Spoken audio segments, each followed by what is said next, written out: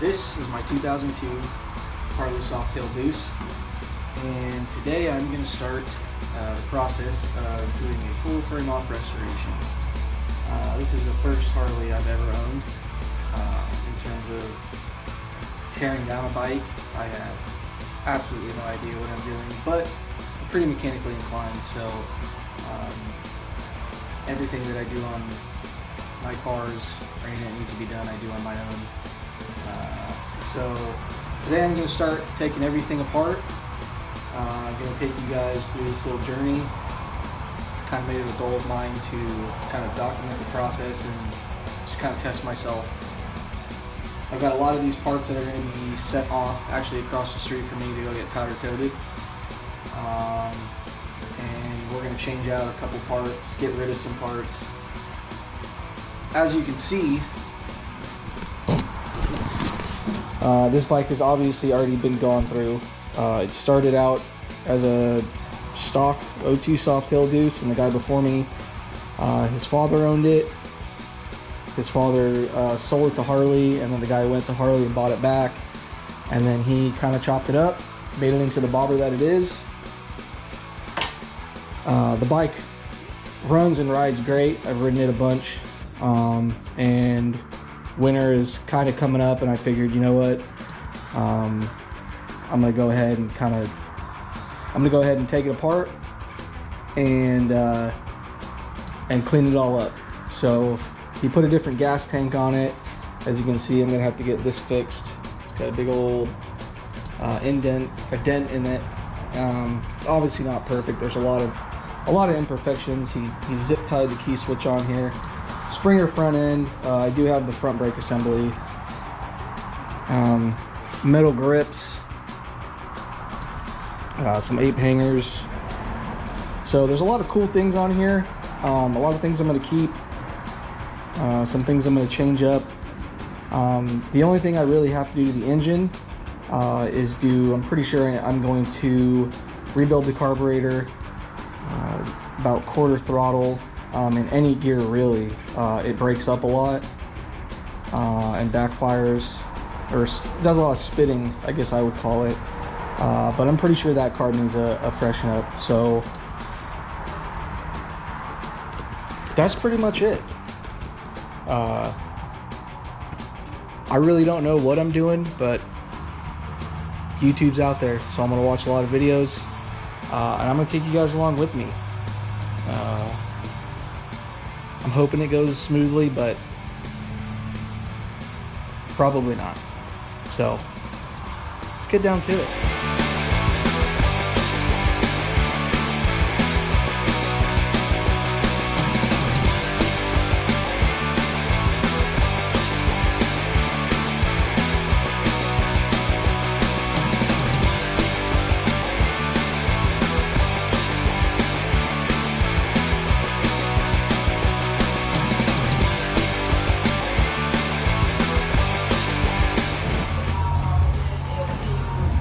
See, clamps missing, so just something we'll have to look at.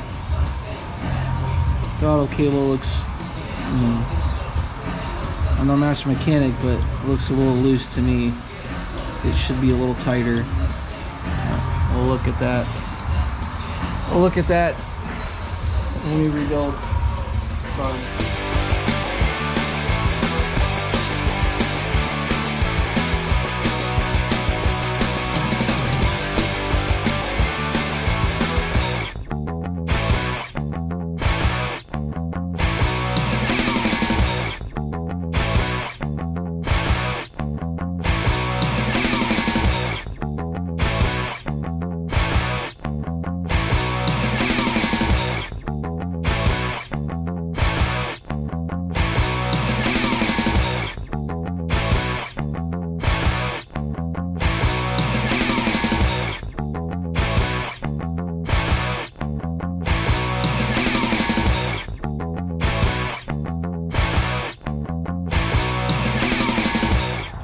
Alright, so one thing I'm going to do during this process is I'm really bad at remembering where things go and how they kind of go back. So luckily number one, I'm filming all this, but number two, what I'm gonna do is I'm actually gonna take just some plastic bags, some plastic baggies, and then I also have some painter's tape. I'm just gonna label a lot of the electrical connections. So I'm gonna be labeling a lot, and I'm gonna be putting a lot of shit in bags. Or putting them back on the part if I can, if it's not gonna go get powder coated, so that way I just can't lose it.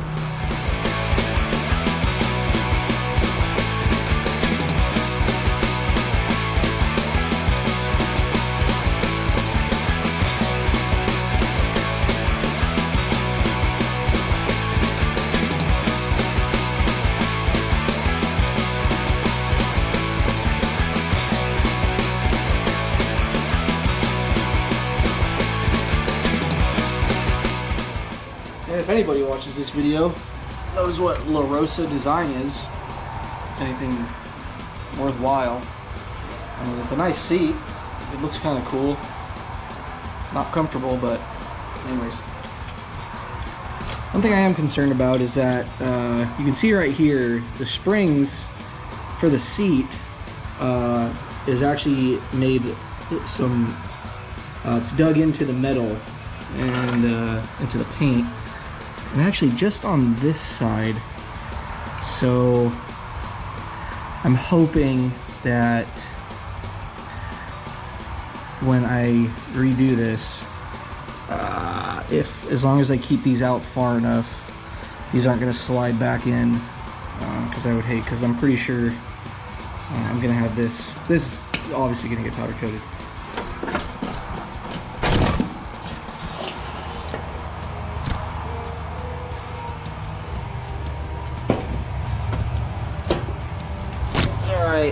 There it is. So I don't think this is how it comes stock with this cutout. It looks like he did the cut, but there it is with the sissy bar. I don't know much about motorcycle tires, but this thing looks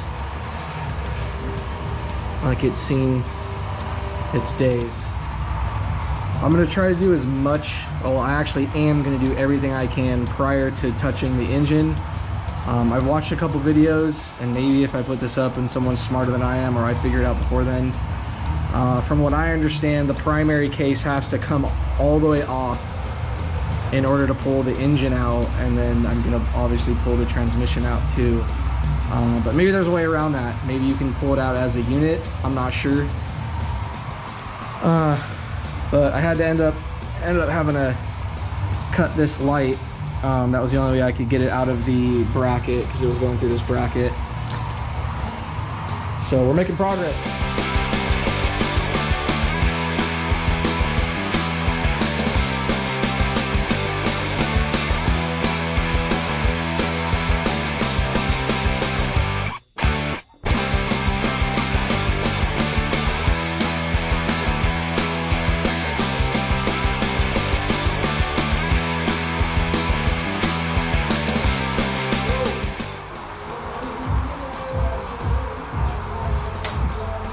Oh.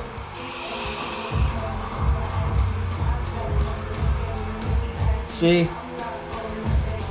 We're learning. Alright. That's a problem for another day.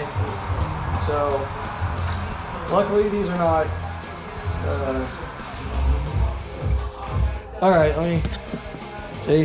First kind of big mistake. Well, not really, but not a big deal. So these wires... Try this little slam.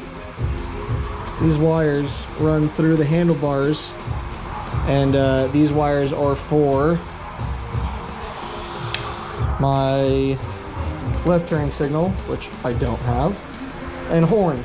So really, I won't be putting turn signals on this anyways. It doesn't have them.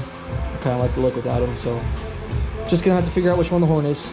Not a big deal. I was gonna have to take them off anyways. I just wanted to double check where they went before I ripped them out. So that's all right.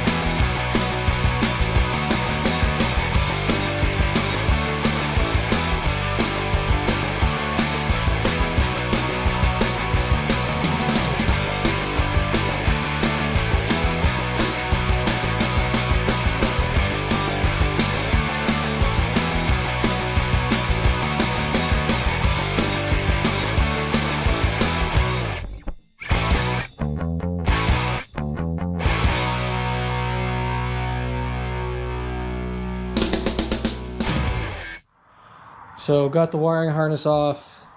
Didn't film the last couple sensors. It was just taking me a long time and I was just tired. But to recap, so rear wheel, rear fender, gas tank, took the exhaust off, headlight, the bag, got the complete wiring harness off,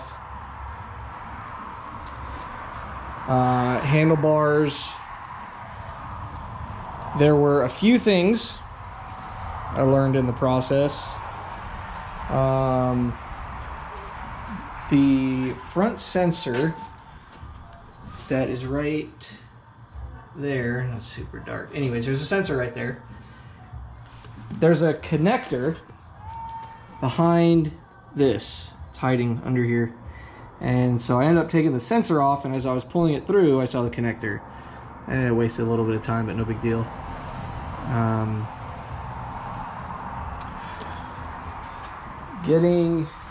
I think this whole part just took me the longest. Just getting all this off and sorted. So, but it's off. So next up, I'll probably take off the tail, take off the Springer front end, and then I think at that point it's time to take the primary off and then get the motor out and the transmission out. Like I said, guys, I don't know a whole hell of a lot about motorcycles, but you know, you just figure it out, you know, one step at a time. If you don't know it, figure it out. If you don't got the right tools, you can always use the right tools or the wrong tools for the right job. So that's it for part one. I'm pretty stoked about this build. I think filming this is keeping me pretty excited and motivated to do it. So I got a lot of ideas that I'm thinking of. So we'll see how it pans out, but I think this bike's going to come out really good. So, all right, guys, thanks for stopping by. Appreciate it. Come back for part two.